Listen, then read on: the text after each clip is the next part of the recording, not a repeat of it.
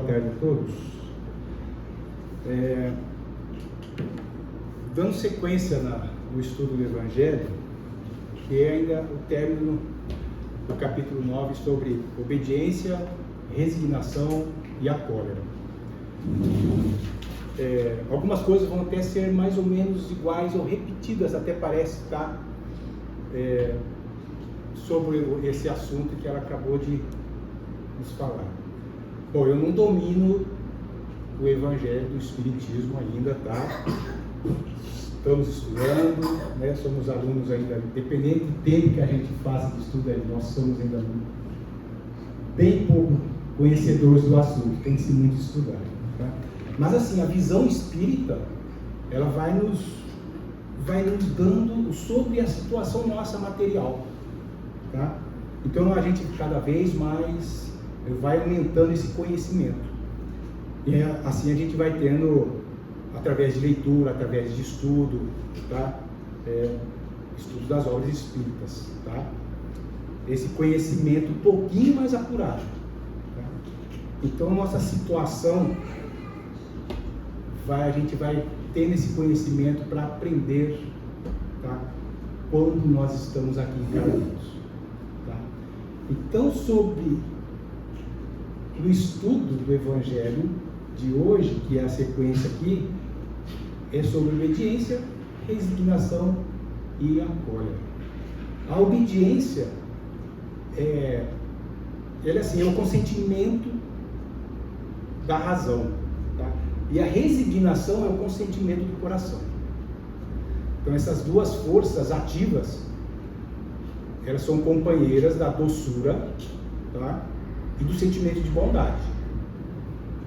Mas, assim, quando nós carregamos um certo fardo desse, quando nós temos as nossas provas, nós estamos nesse mundo de provas e expiações, então, de forma assim insensata, nós vamos deixando que a revolta nos pegue, é porque nós somos espíritos ainda fracos. Tá? Nos dizeres aqui do Evangelho, fala de uma palavra, chama-se pusilânime. Você vê, eu não conhecia, fui atrás para ver. Pusilânime diz assim que é um espírito fraco, tá? Pequeno, ele não tem ânimo, não tem coragem, é uma pessoa às vezes medrosa, né? Ela é temerosa, ela é tímida, então ela tem certa enraizado nela, fica proscado, né? Assim, tá? Então, quando ela não tem essa coragem de reagir, se nós não reagirmos, espíritos inferiores aproveitam ali a oportunidade para não nos deixar crescer espiritualmente, né? Não deixa a gente evoluir, não deixa a gente melhorar. Então a resignação, ela acontece algo em nossas vidas, né? Então nós poderemos aceitar e agir de que forma? Com renúncia ou desistência para aceitar esse destino, né? Sem lutar, né? Sem se opor. Então muitas vezes a pessoa se paralisa, ela se entristece, ela não faz nada para mudar ou ter aquele final diferente. Mas a resignação serve para quê também? Para ela se concentrar, ela se procurar, se manter equilibrada e procurar buscar uma outra forma de crescimento, né? Para a sua melhora. Um exemplo aqui que eu já vi algumas vezes é quando a pessoa descobre alguma doença ou algum problema que ela tem. Então, através do Espiritismo, o que ocorre? Nós vamos estar tendo esse conhecimento do porquê nós temos esses problemas ou essas doenças, né? No corpo físico, mental também. Então, e ela vai nos mostrar como nós podemos agir, né? Com essa resignação, com essa paciência, sem nos queixarmos, para podermos fazer essa mudança, tá? Jesus naquela época, quando ele veio justamente nos ensinar, nos mostrar nós estávamos muito enraizados no plano material, né? E ele veio mostrar essas duas virtudes, que seriam sacrifício, né? E renúncia carnal. Hoje nós temos a nossa atividade intelectual muito mais apurada e a gente procurando se inteirar muito mais do que tudo que se ocorre. Então a gente tem que procurar mudar muito a nossa melhora moral para que possamos ter dentro de nós essa consciência do que fazemos para fazer a mudança. O aprendizado do nosso intelecto não vai parar nunca. A gente tem que procurar estar dentro do contexto que o mundo tem hoje. A gente está sempre absorvendo ali, né, para a gente estar sempre aprendendo.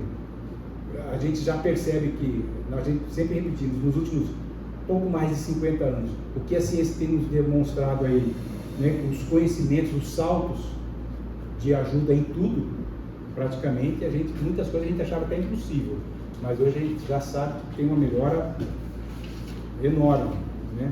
Então a gente tem que estar inserido dentro disso, sabendo dessa mudança que a gente está observando, mas tem que absorvê-la, né, no dia a dia.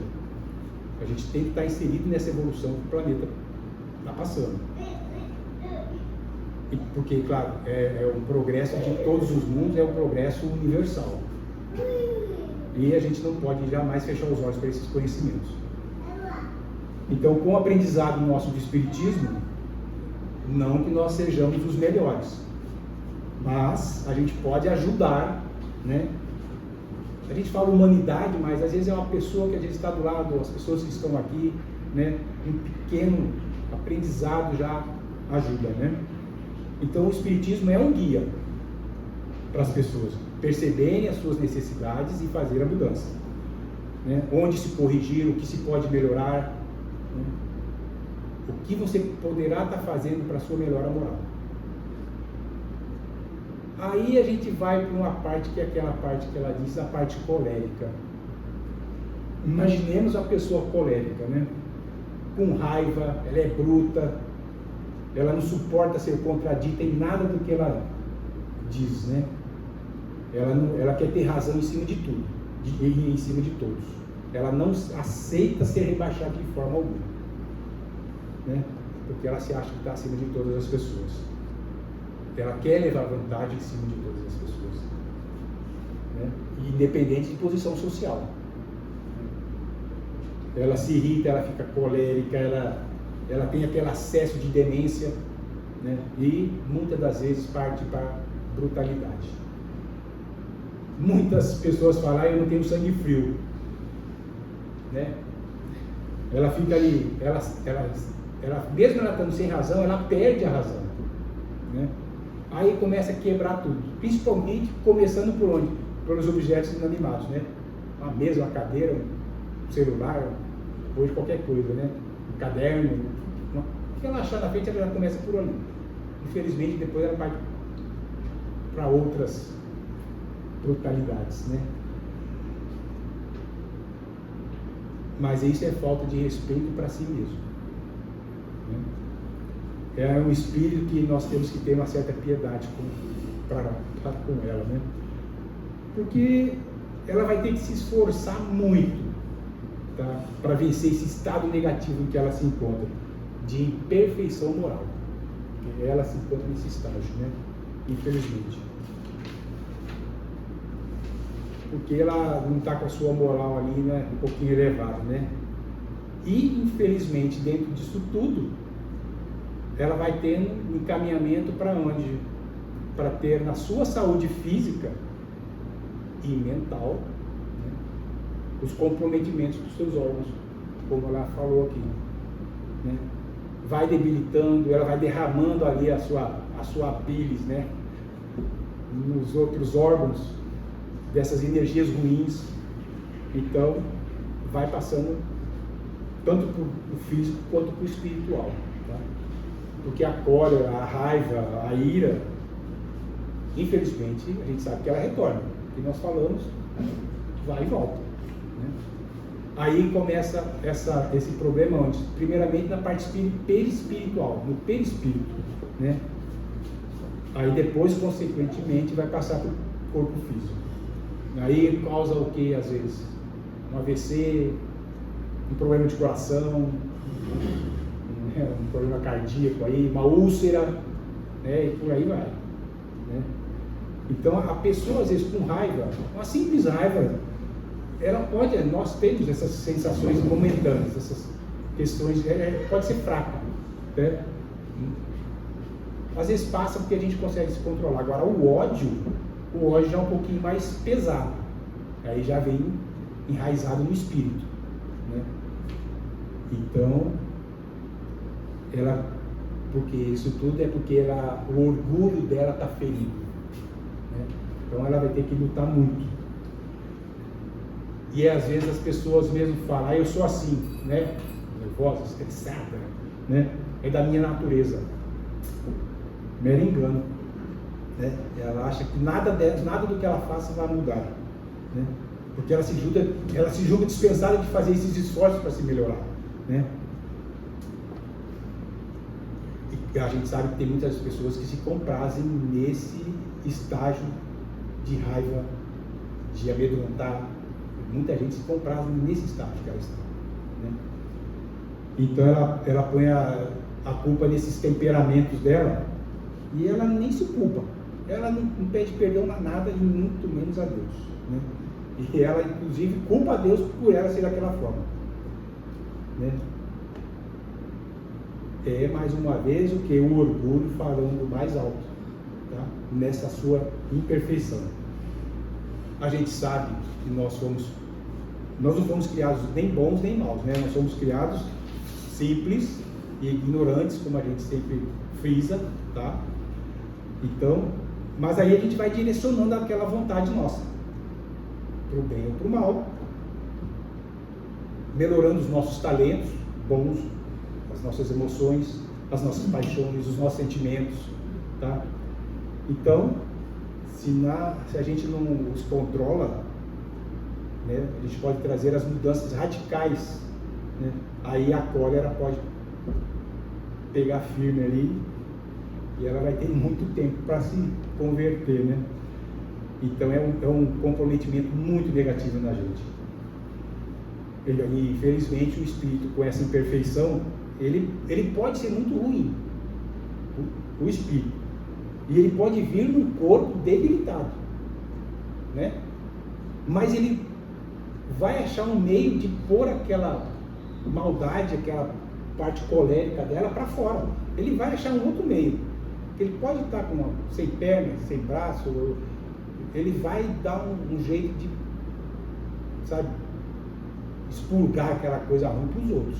Infelizmente a gente sabe que tem muitas situações dessa forma, né? Porque infelizmente o que ele é? Ele é um espírito violento, né? Então vai ter essa brutalidade nela, vai estar incrustada nela, né? Vamos assim, o espírito, quando ele está nesse grau inferior, então ele vai ter que depender muito da sua vontade para fazer essas transformações verdadeiras. Agora, em cima dessas teimosias, dessas rebeldias, desse orgulho, né, da resistência e melhorar evolutivamente, aqui fala uma outra palavrinha que chama-se o látego, que é o que? É o freio. Vai dar um freio para essa pessoa, de alguma forma, ela vai ter que se corrigir. Querendo ou não, ela vai ter que mudar, né? Mudar essa sua rebeldia, né? Mas não é assim, não é como um castigo, mas é um castigo para a sua consciência, né? A sua consciência vai ter que despertar para poder fazer a melhora, né? Para a gente poder fazer a nossa conduta. O que nós estamos fazendo? Que resistência nós estamos tendo? Vai depender desse orgulho de cada um, né? Se nós queremos crescer ou não, dessa escala evolutiva do espírito. Então, só permanece nesse vício quem quer. Mas, independente de tempo, a gente sabe que uma hora vai ser cortado essa rebeldia, esse orgulho e o espírito. A gente fala pessoa, mas vai ser o espírito. Ele vai ter que entrar nos eixos, querendo ou não, né? Porque a evolução é para todos. Evolução moral e espiritual. E agora, a gente sabe que tem muitas pessoas que planejam que a vingança, né? Então, esses são espíritos muito mais frios. São muito calculistas nesses seus atos. Então, a gente vê nos nossos trabalhos a revolta de muitos ainda. Infelizmente, eles vão passar não por esse planeta que a gente está mudando, passar por outros que estão no início, como a gente já respondeu várias vezes, vão estar no início da evolução, né? Lá do primitivo, do planeta primitivo, né?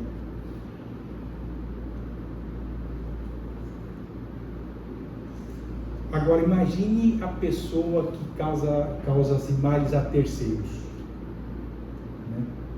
Que prejudicou com essa sua cólera, não individual, uma cólera coletiva.